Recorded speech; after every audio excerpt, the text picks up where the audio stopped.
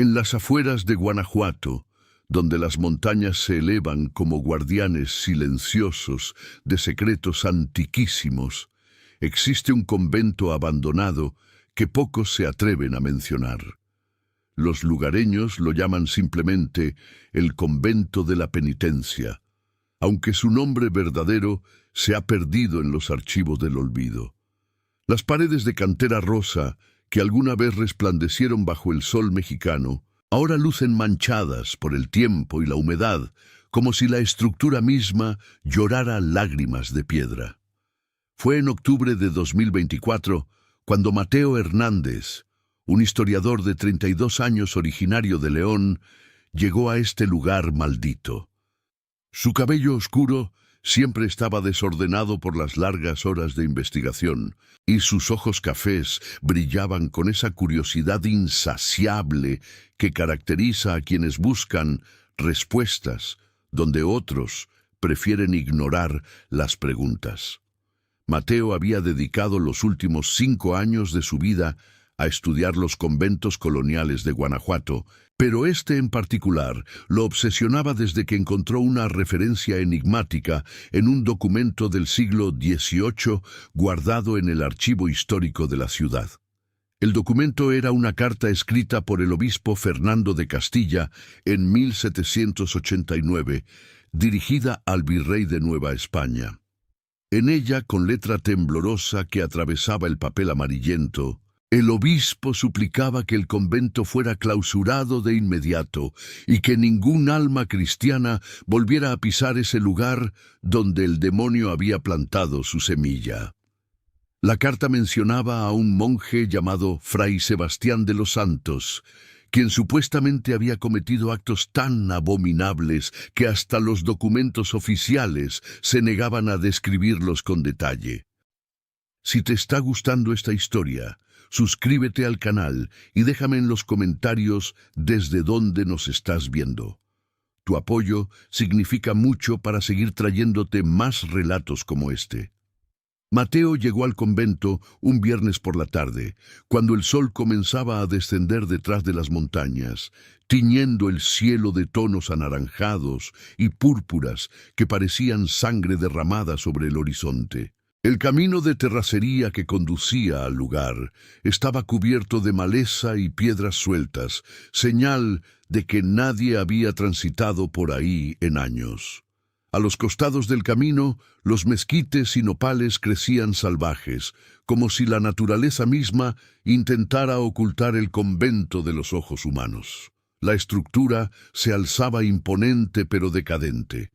2 torres campanario flanqueaban la entrada principal, ambas sin campanas, como bocas abiertas en un grito silencioso.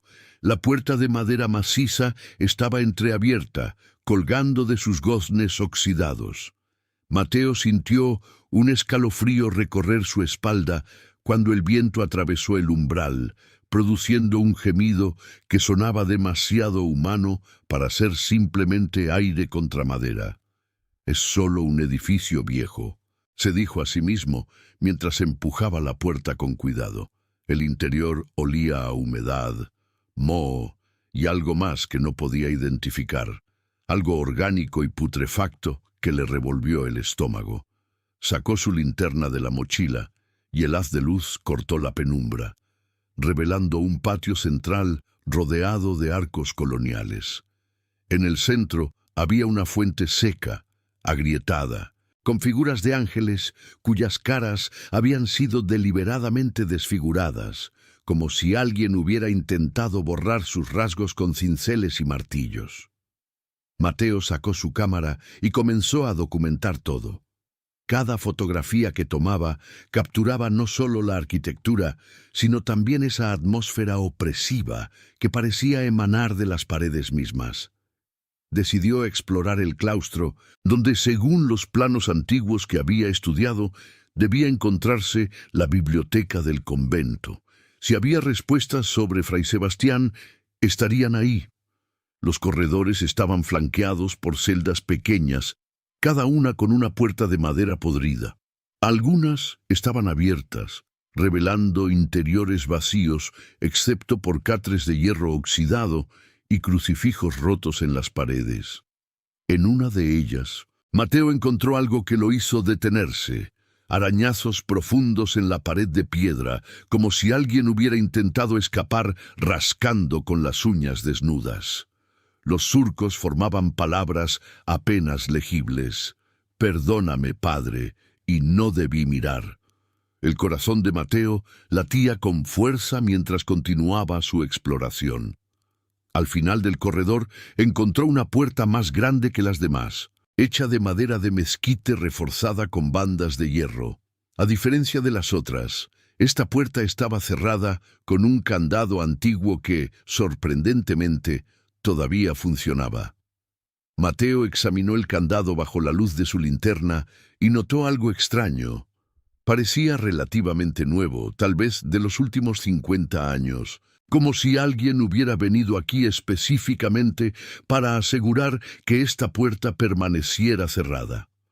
Buscó en su mochila y sacó un juego de ganzúas que había aprendido a usar durante sus investigaciones en edificios abandonados. Después de varios intentos, el candado cedió con un clic metálico que resonó en el silencio del convento. Mateo empujó la puerta y ésta se abrió con un chirrido agudo que le erizó la piel.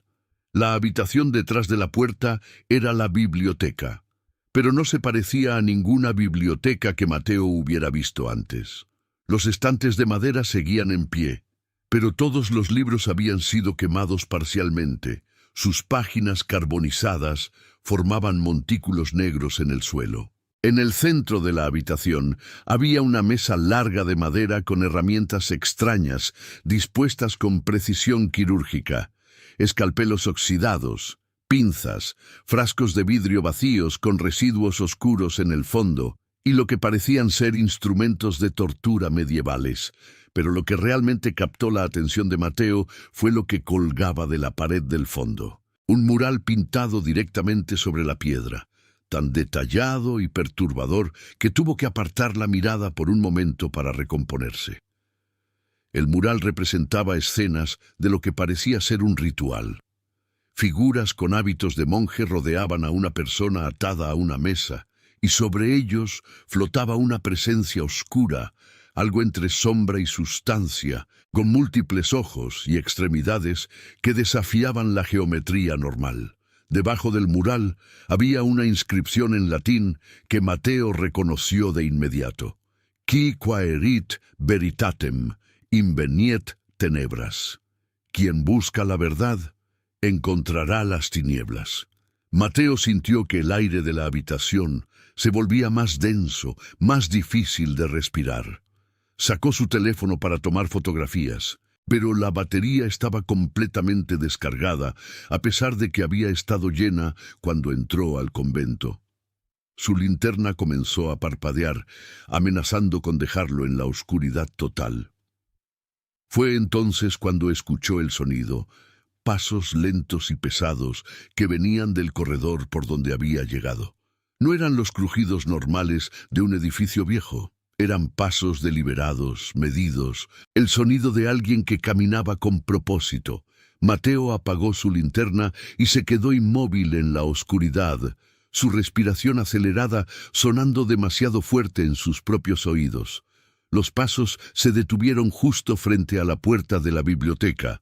Mateo podía ver a través de las grietas de la madera una tenue luz amarillenta, como la de una vela, que se movía de forma irregular. Una voz habló entonces, grave y rasposa, como si viniera de una garganta que no había sido usada en siglos.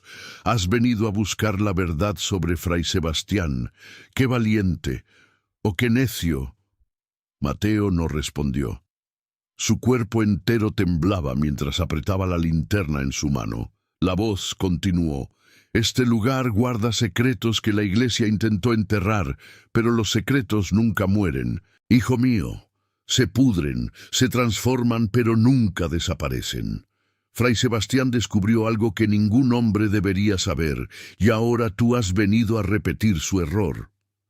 La puerta comenzó a abrirse lentamente. Mateo encendió su linterna de golpe, apuntando hacia la entrada. El haz de luz atravesó el umbral, Pero no había nadie allí, solo el corredor vacío y silencioso. Sin embargo, en el aire flotaba un olor nauseabundo a incienso rancio, mezclado con algo orgánico y podrido, como carne en descomposición. Mateo no esperó más.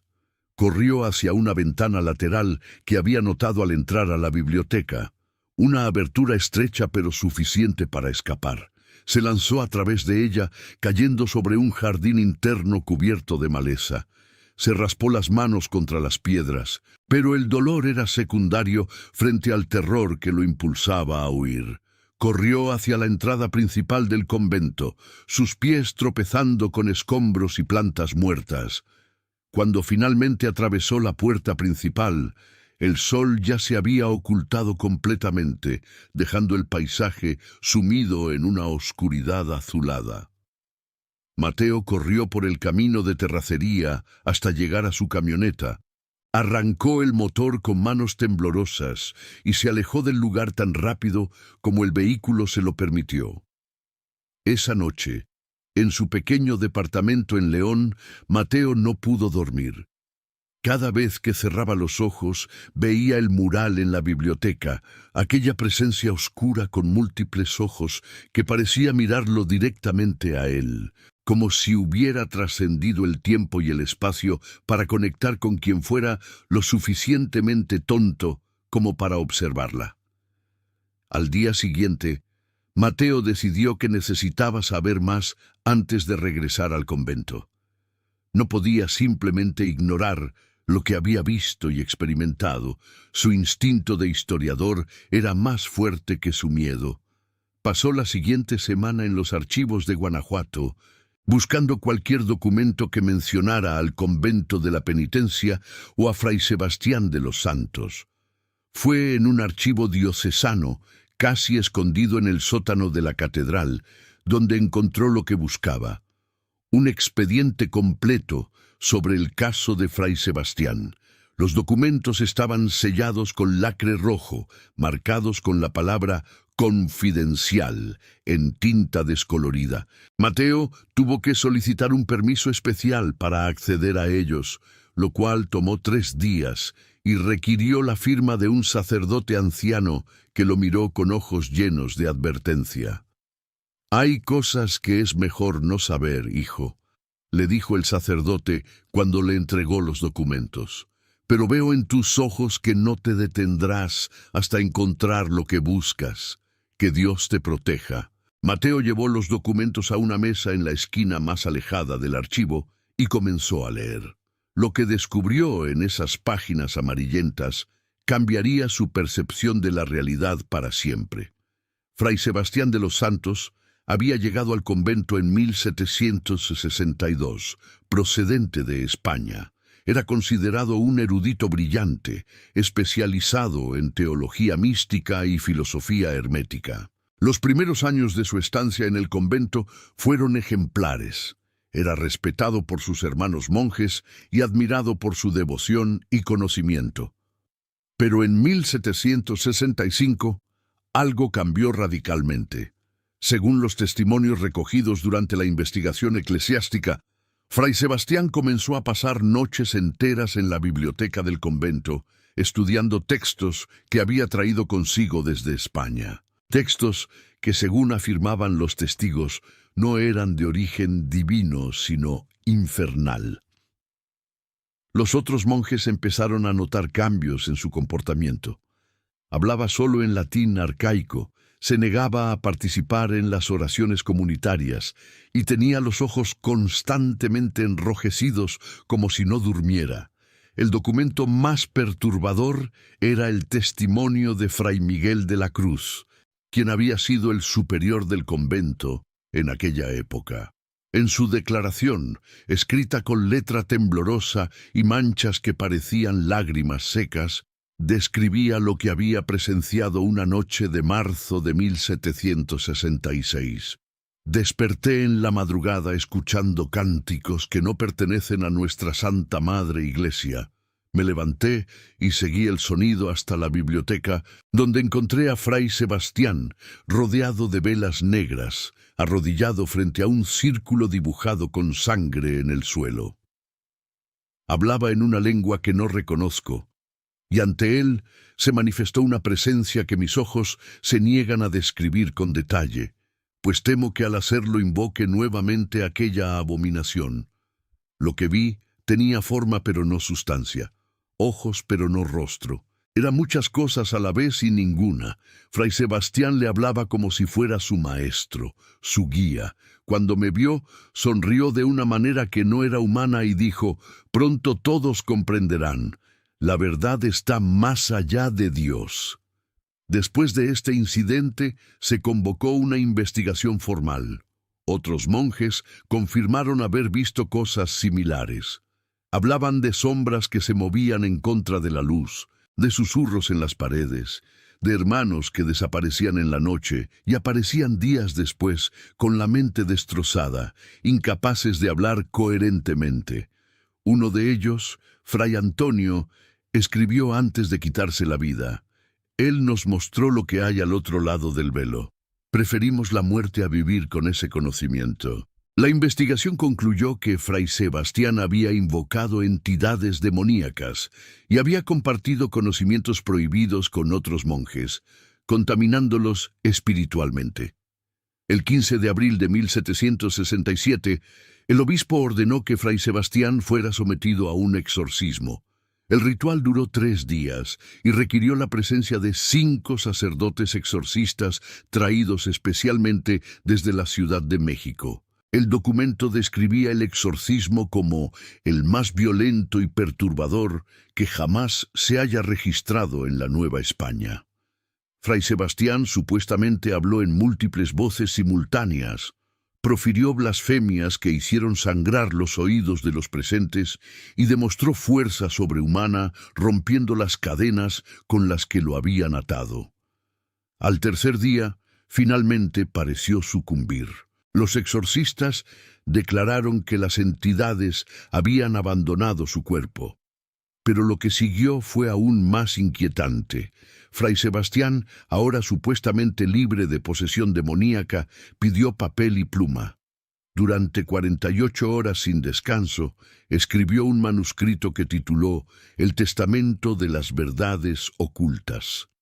El manuscrito, según los documentos oficiales, contenía revelaciones que contradicen la naturaleza misma de la creación divina, conocimientos que ningún mortal debería poseer, y fórmulas para traspasar los límites entre nuestro mundo y dimensiones infernales.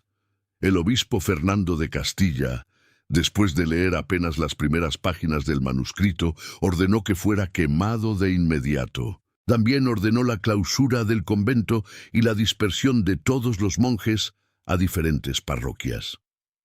Fray Sebastián fue enviado a un monasterio penitenciario en las montañas de Durango, donde supuestamente murió 2 años después, en 1769, aunque no hay registro oficial de su muerte ni lugar de sepultura. Sin embargo, el documento final en el expediente revelaba algo que helaba la sangre. Una nota escrita por el obispo en 1788, un año antes de su propia muerte. En ella, el obispo confesaba que el manuscrito nunca había sido completamente destruido. Temiendo que el conocimiento se perdiera para siempre y sin comprender completamente su naturaleza, había guardado varias páginas en un lugar secreto dentro del convento antes de clausurarlo. «Que Dios me perdone», escribía, «pero sentí que este conocimiento, por peligroso que sea, podría ser necesario algún día. Lo he escondido donde solo quien sea digno de encontrarlo podrá hacerlo». Mateo terminó de leer los documentos cuando ya era de noche. El archivo estaba vacío excepto por él y el vigilante nocturno que rondaba los pasillos con pasos secos. Tenía que regresar al convento. Tenía que encontrar ese manuscrito. No era solo curiosidad académica. Era algo más profundo, casi una compulsión que no podía explicar racionalmente. Durante los siguientes días, Mateo preparó su regreso meticulosamente. Esta vez no iría solo. contactó a su colega y amiga, Sofía Ramírez, una arqueóloga especializada en sitios coloniales que había trabajado con él en proyectos anteriores. Sofía era una mujer de 35 años, originaria de Aguascalientes, con una mente analítica y un escepticismo saludable hacia lo paranormal que contrastaba con la creciente obsesión de Mateo. ¿Estás seguro de que quieres hacer esto?, le preguntó Sofía cuando se reunieron en un café del centro de León. Mateo, te conozco hace años y nunca te había visto así. Estás obsesionado con este lugar.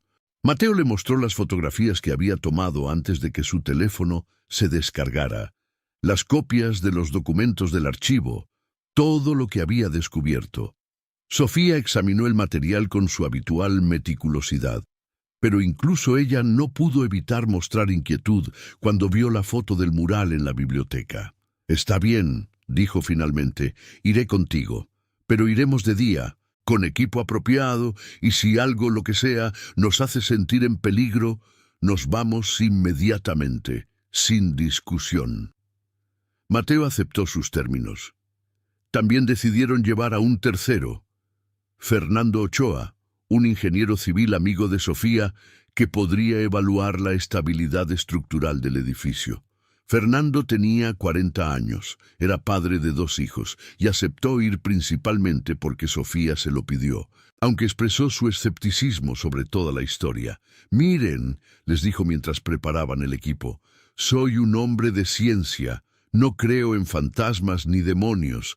Lo que ustedes probablemente experimentaron fue una combinación de sugestión psicológica, gases tóxicos de moho, y el efecto de estar en un lugar aislado y decadente. Pero revisaré la estructura y ayudaré a buscar ese manuscrito si realmente existe. El trío regresó al convento de la Penitencia un martes por la mañana, bajo un cielo despejado que contrastaba dramáticamente con la atmósfera opresiva del lugar. Llegaron en la camioneta de Fernando equipados con linternas potentes, cámaras de video, medidores de gases y hasta un detector de campos electromagnéticos que Sofía había conseguido prestado de un colega parapsicólogo. A la luz del día, el convento lucía menos amenazante, pero igualmente desolado. Las paredes de cantera rosa revelaban grietas profundas. Algunas secciones estaban a punto de colapsar y la vegetación había invadido cada rincón disponible. Fernando comenzó inmediatamente a tomar medidas y fotografías estructurales, mientras Sofía documentaba todo con su cámara de video. Este lugar es un desastre arquitectónico, comentó Fernando mientras examinaba una de las torres. Es un milagro que no se haya derrumbado completamente. No deberíamos estar aquí. Pero Mateo ya estaba caminando hacia la entrada principal, impulsado por esa compulsión inexplicable que crecía con cada paso. Los otros 2 lo siguieron, aunque con evidente reluctancia. El interior del convento a la luz del día era igualmente perturbador que en la oscuridad. Los rayos de sol que entraban por las ventanas rotas creaban patrones de luz y sombra que parecían moverse independientemente. El detector de campos electromagnéticos de Sofía comenzó a emitir pitidos irregulares casi inmediatamente. «Eso es extraño», murmuró Sofía mientras examinaba el aparato.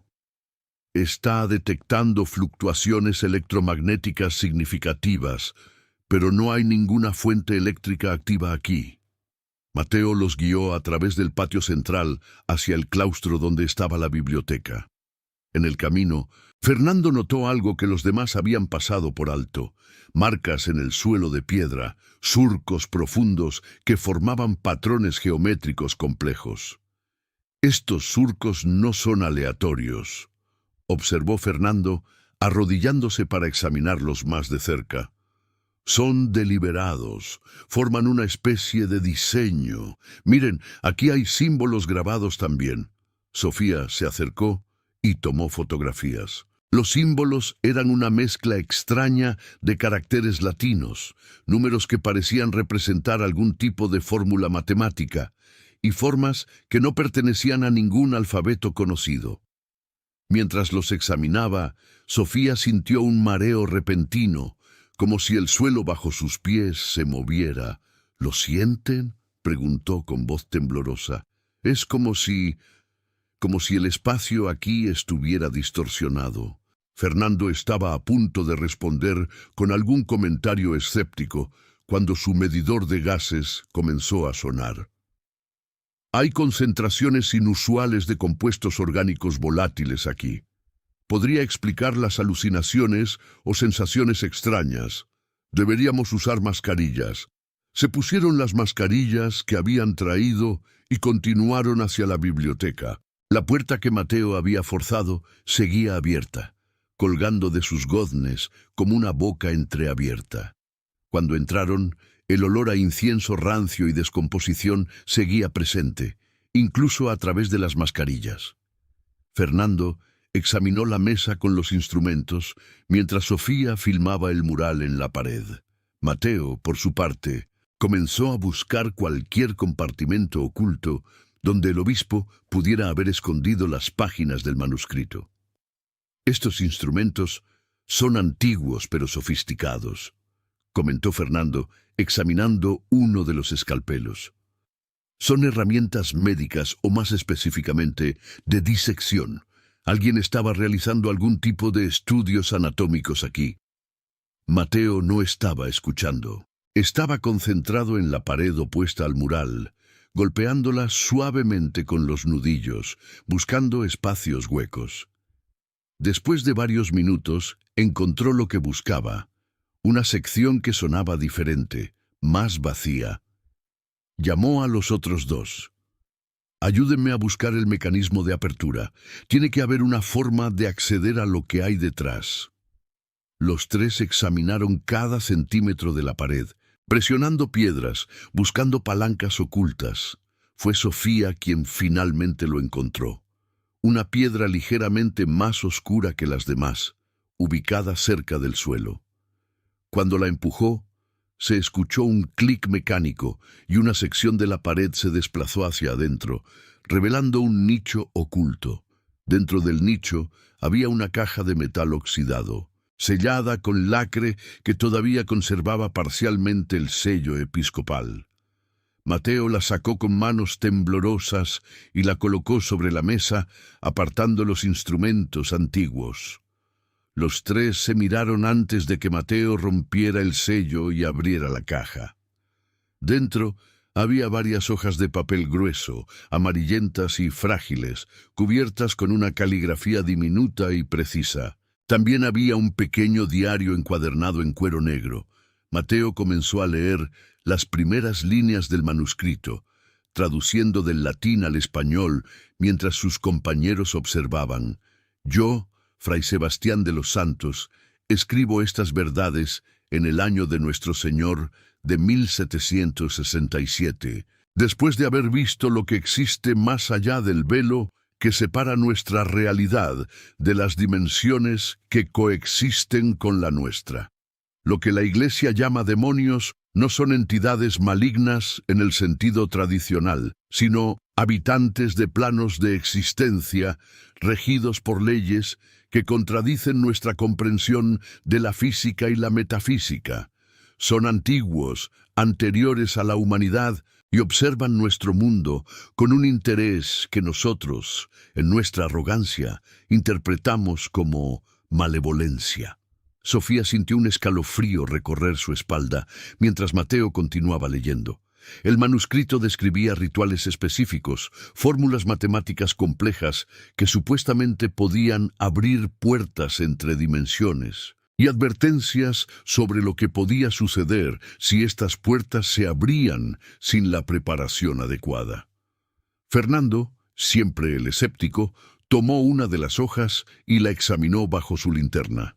El papel es genuinamente antiguo, admitió, y la tinta también parece de época colonial, pero eso no significa que lo que está escrito aquí sea verdad. Probablemente este tipo era simplemente un místico obsesionado o incluso mentalmente enfermo. Pero mientras hablaba, el detector de campos electromagnéticos de Sofía comenzó a sonar cada vez más fuerte. Las agujas del aparato se movían frenéticamente, como si estuvieran detectando algo que crecía en intensidad. La temperatura en la habitación pareció descender bruscamente, y el aliento de los tres se volvió visible en el aire.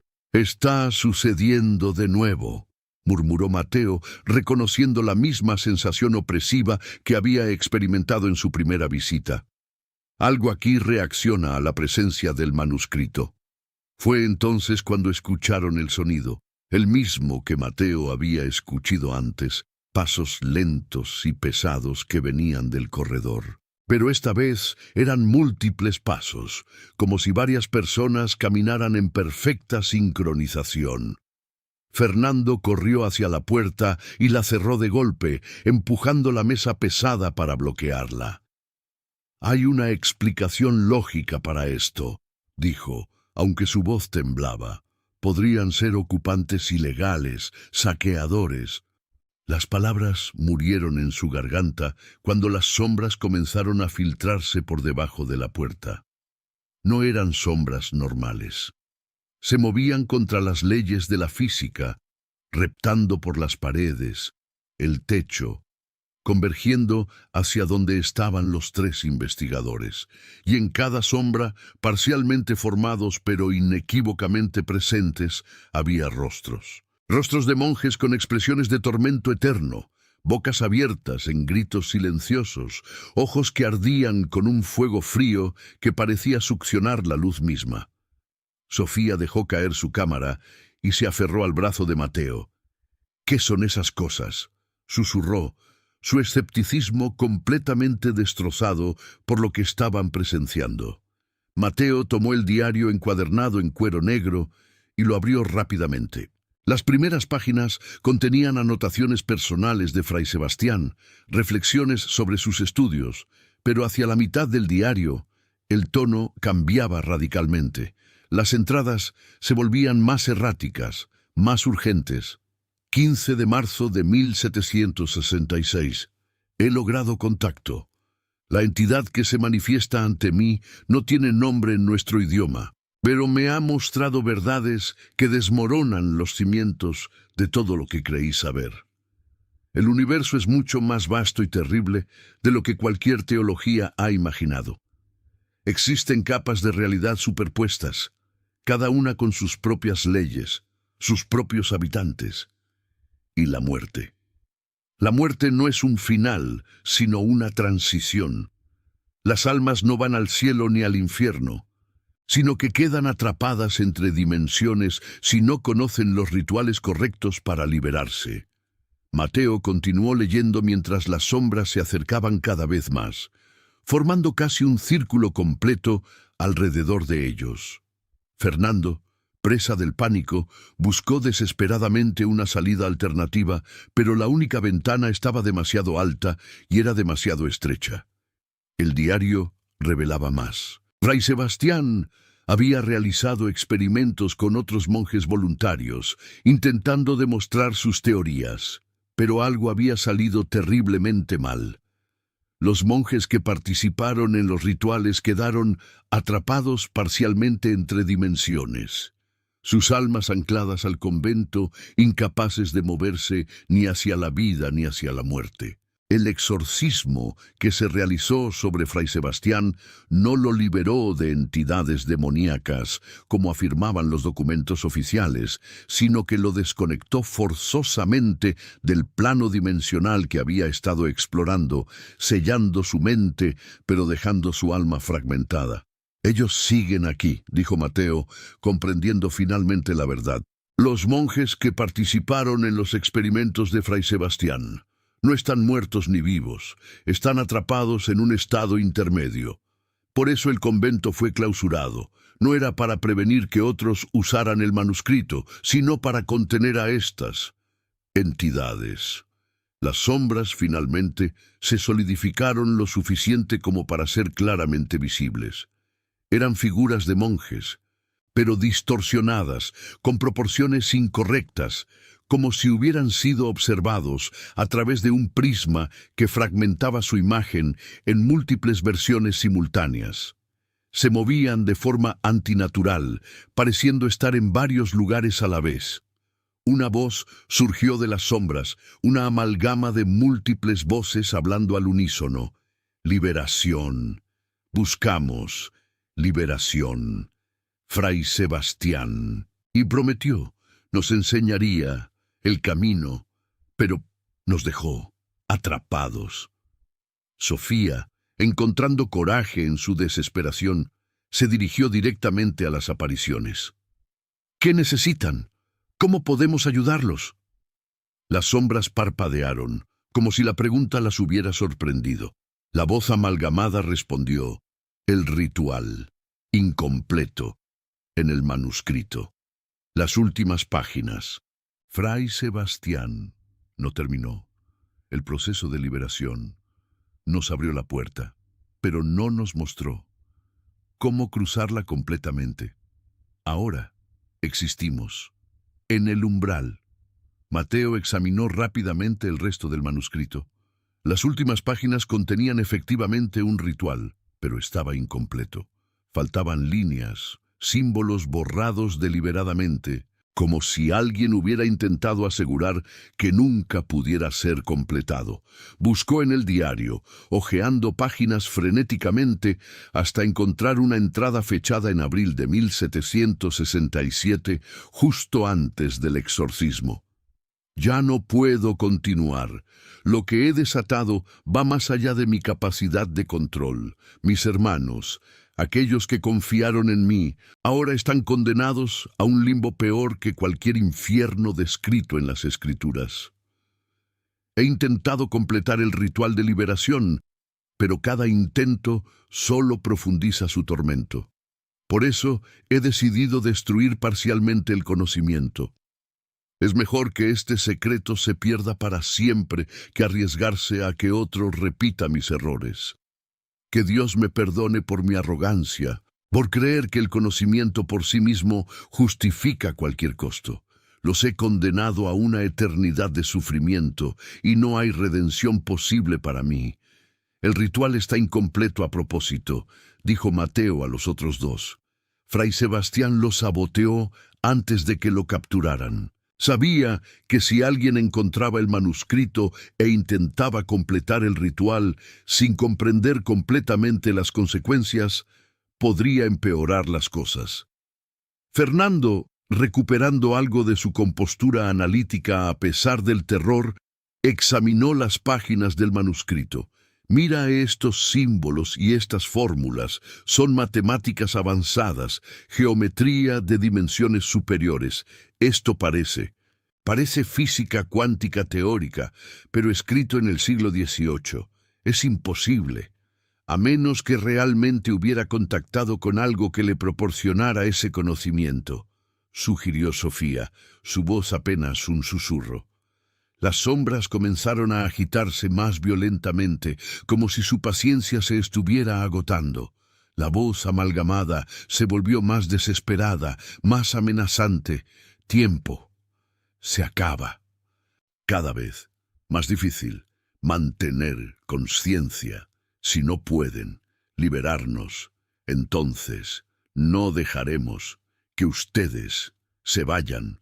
Nos acompañarán en este limbo eternamente. Mateo tomó una decisión. Tenemos que intentar completar el ritual. Es la única forma de liberar a estas almas y de salir vivos de aquí. ¿Estás loco?, exclamó Fernando. ¿No sabes qué podría pasar si intentamos esto? Fray Sebastián, que aparentemente entendía esta locura mejor que nadie, decidió que era demasiado peligroso. ¿Y tú quieres jugarlo todo basándote en un manuscrito incompleto del siglo XVIII? Pero Sofía estaba examinando las páginas cuidadosamente, su mente arqueológica analizando los patrones. «Mira», dijo, señalando ciertas secciones. «Aquí donde está borrado, todavía se pueden ver marcas leves en el papel. Con la luz correcta, tal vez podamos reconstruir lo que estaba escrito originalmente». Usaron las linternas más potentes y comenzaron a examinar el manuscrito desde diferentes ángulos, intentando captar las impresiones dejadas en el papel por la pluma que había sido borrada. Era un trabajo meticuloso, y las sombras se agitaban con impaciencia mientras ellos trabajaban. Después de casi una hora, habían logrado reconstruir la mayor parte del ritual faltante. Era complejo, requería la participación de los tres, y específicamente necesitaba ser realizado en el lugar exacto donde el ritual original había sido ejecutado, el centro del patio con la fuente de ángeles desfigurados. «Si hacemos esto», advirtió Mateo, «no hay vuelta atrás. Una vez que comencemos, tenemos que completarlo sin importar lo que pase». Los tres se miraron, y en esa mirada compartieron el entendimiento de que realmente no tenían opción. Las sombras ya bloqueaban toda salida posible.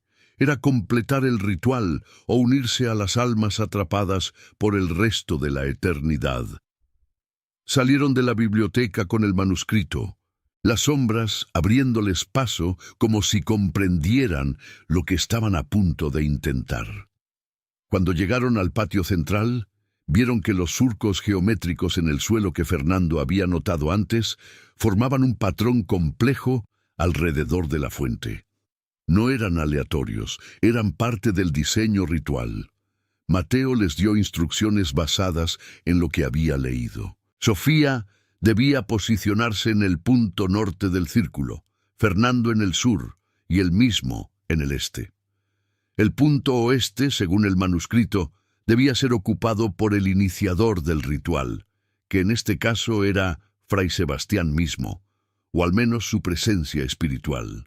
Mientras se posicionaban, notaron que las sombras habían formado un círculo exterior, observando en silencio. Entre las figuras distorsionadas de los monjes emergió otra presencia, más definida, más consciente que las demás. Vestía el hábito de un monje, pero su rostro era el de un hombre consumido por el remordimiento eterno. Sus ojos, aunque sin sustancia física real, transmitían un sufrimiento indescriptible. «Fray Sebastián», murmuró Mateo, reconociéndolo por las descripciones de los documentos históricos. La figura asintió lentamente y tomó posición en el punto oeste del círculo. Cuando lo hizo, los surcos en el suelo comenzaron a brillar con una luz tenue, azulada, como si estuvieran hechos de algún material fosforescente que había estado inactivo por siglos.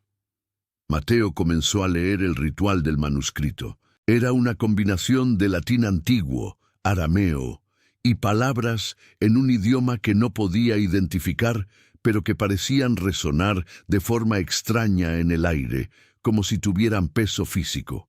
Sofía y Fernando repetían ciertas frases cuando él lo indicaba, sus voces temblando al principio, pero volviéndose más firmes a medida que el ritual progresaba. La atmósfera en el patio cambió dramáticamente. El aire se volvió denso, viscoso, difícil de respirar. Las estrellas visibles a través del techo parcialmente derrumbado del convento parecieron moverse de sus posiciones, formando configuraciones imposibles. El espacio mismo se distorsionaba. Podían ver múltiples versiones del patio superpuestas, como si estuvieran observando diferentes capas de realidad simultáneamente. Las sombras de los monjes comenzaron a solidificarse aún más, volviéndose casi tangibles. Pero en lugar de amenazantes, ahora parecían esperanzadas, sus rostros distorsionados mostrando por primera vez algo parecido a la anticipación. Cuando Mateo llegó a la sección final del ritual, la que Fray Sebastián había borrado y ellos habían reconstruido, su voz vaciló. Los símbolos aquí eran los más complejos, y una equivocación podría ser catastrófica. Respiró profundamente y continuó, confiando en que habían reconstruido correctamente el conocimiento perdido.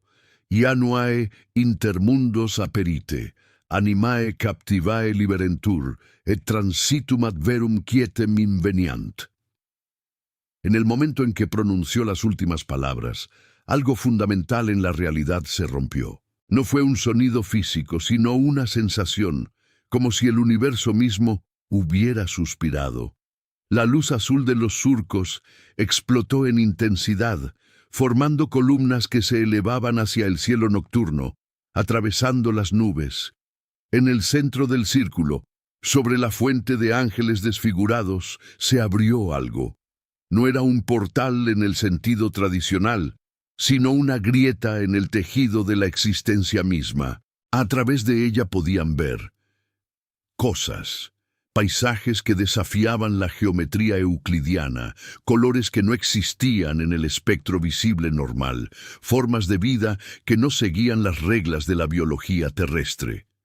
Las sombras de los monjes comenzaron a moverse hacia esa grieta. A medida que se acercaban, sus formas distorsionadas se iban corrigiendo, volviéndose más definidas, más humanas. Pasaban a través de la grieta uno a uno, y al hacerlo, sus expresiones de tormento se transformaban en paz, en liberación. Fray Sebastián fue el último en moverse. Se detuvo antes de cruzar y miró directamente a Mateo. Su voz, clara por primera vez, resonó no en el aire, sino directamente en las mentes de los tres investigadores. Gracias por completar lo que yo no pude, pero recuerden, el conocimiento sin sabiduría es una maldición. He visto lo que existe más allá del velo, y ese conocimiento me destruyó. No busquen lo que he visto. No todas las puertas están destinadas a ser abiertas. No todas las preguntas tienen respuestas que la mente humana pueda soportar. Con esas palabras, Fray Sebastián de los Santos cruzó finalmente el umbral y la grieta comenzó a cerrarse. La luz azul se desvaneció gradualmente. Los surcos volvieron a ser solo marcas en la piedra y el espacio recuperó su configuración normal. Los tres investigadores se quedaron en silencio durante largo rato, procesando lo que acababan de presenciar y participar. El convento, que hasta hacía unos momentos había estado cargado con una presencia opresiva, ahora se sentía vacío, realmente abandonado por primera vez en siglos. Fernando fue el primero en hablar, su voz ronca. ¿Qué acabamos de hacer? ¿Qué fue todo eso? Liberamos almas que habían estado atrapadas entre dimensiones durante más de 250 años, respondió Sofía, aunque ella misma parecía tener dificultades para creer sus propias palabras. Y posiblemente confirmamos que la realidad es mucho más compleja y aterradora de lo que cualquier ciencia o religión ha propuesto. Mateo recogió el manuscrito y el diario, que habían caído al suelo durante el ritual. Los observó por un largo momento antes de tomar una decisión. Fray Sebastián tenía razón. Este conocimiento no puede salir al mundo. No estamos preparados como especie para comprender lo que esto implica. ¿Vas a destruirlo?, preguntó Sofía. Mateo negó con la cabeza. No, destruir el conocimiento nunca es la respuesta correcta, pero lo voy a ocultar en un lugar donde solo alguien que realmente necesite encontrarlo pueda hacerlo. Y voy a dejar advertencias, para que quien lo encuentre comprenda el peso de lo que está descubriendo. Salieron del convento mientras el amanecer comenzaba a teñir el horizonte de tonos rosados y dorados. El contraste con la experiencia nocturna que acababan de vivir era casi surrealista. Caminaron en silencio hacia la camioneta, cada uno perdido en sus propios pensamientos. Antes de irse, Mateo se volvió para mirar el convento una última vez. Bajo la luz del amanecer, lucía simplemente como lo que era, un edificio colonial en ruinas, abandonado y olvidado. Nada en su apariencia externa sugería las verdades terribles que había contenido durante siglos. Durante las semanas siguientes, los tres trabajaron juntos en documentar su experiencia, pero de una manera muy específica. Escribieron un informe académico detallado sobre la historia del convento de la penitencia y Fray Sebastián de los Santos, pero omitieron cuidadosamente cualquier detalle sobre el ritual o el manuscrito. El informe se centraba en los aspectos históricos verificables, presentando a Fray Sebastián como un caso fascinante de misticismo extremo en la Nueva España colonial. El manuscrito y el diario fueron guardados por Mateo en un lugar que solo él conocía, una cámara sellada dentro de las catacumbas de una iglesia antigua en Guanajuato, accesible solo a través de un laberinto de túneles que requerían conocimiento específico para navegar. Dejó pistas encriptadas en su informe académico, símbolos ocultos en las notas al pie de página, referencias cruzadas que solo alguien con la dedicación y el conocimiento adecuados podría seguir. Si alguien está destinado a encontrar esto, le explicó a Sofía y Fernando cuando terminaron su trabajo, lo encontrará, pero tendrá que demostrar que posee la sabiduría para manejarlo correctamente. La vida de los tres cambió después de esa noche en el convento. Fernando, el escéptico, se volvió más cauto en sus certezas científicas, admitiendo que tal vez había aspectos de la realidad que la ciencia actual no podía explicar. Sofía comenzó a estudiar textos antiguos sobre misticismo y dimensiones alternativas, intentando encontrar un marco de referencia para lo que habían experimentado. Y Mateo nunca pudo librarse completamente de la obsesión, pero ahora era una obsesión templada con sabiduría. Continuó su trabajo como historiador, pero con una nueva perspectiva, comprendiendo que la historia humana estaba llena de encuentros con lo desconocido, momentos en que el velo entre dimensiones se había adelgazado y personas que habían pagado precios terribles por su curiosidad.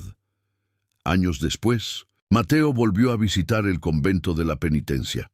Para entonces, las autoridades locales habían declarado el sitio patrimonio histórico y estaban realizando trabajos de restauración.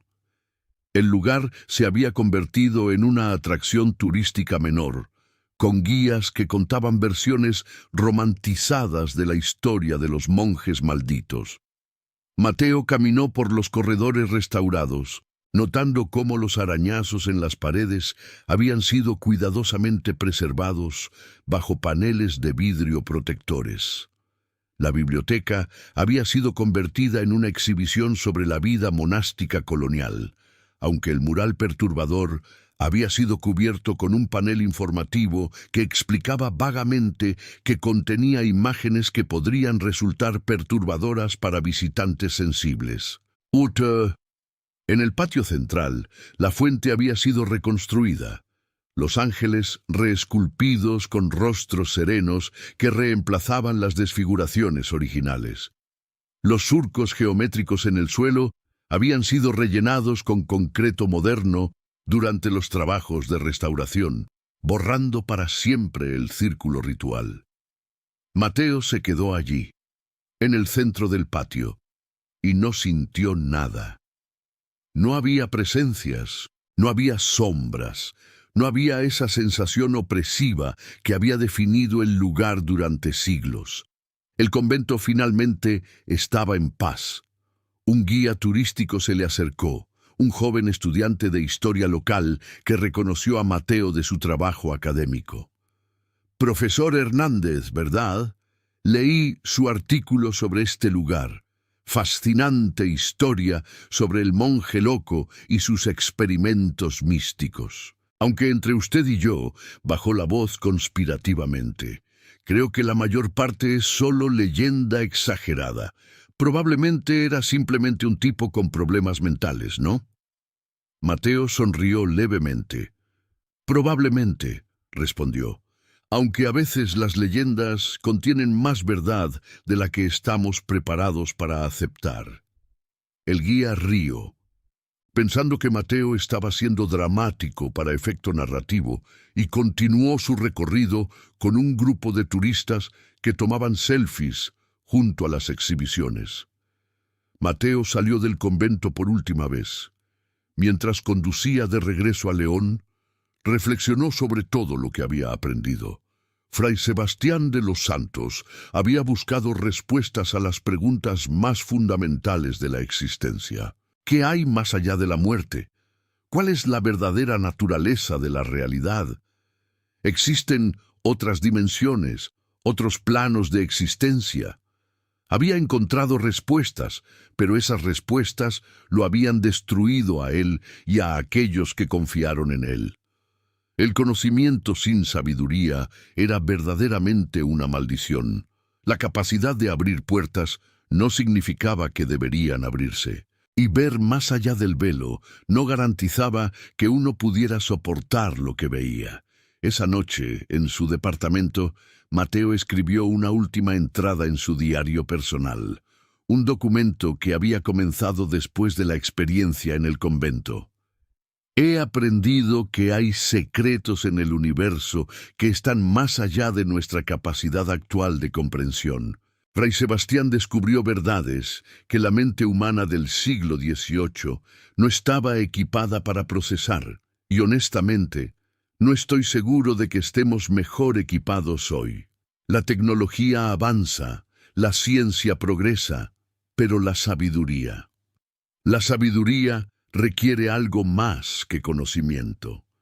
Requiere humildad, la capacidad de reconocer nuestros límites. El manuscrito está seguro, oculto pero no destruido, porque también he aprendido que intentar suprimir el conocimiento completamente nunca funciona. Siempre encuentra una forma de emerger. Mejor dejar que exista, pero protegido, para que solo aquellos con la madurez suficiente puedan acceder a él. La leyenda del monje del convento maldito continuará contándose, cada vez más distorsionada, más romantizada, hasta que se convierta en solo otra historia de fantasmas para turistas. Y tal vez eso sea lo mejor. Tal vez es preferible que la verdad permanezca oculta detrás de capas de mito y leyenda.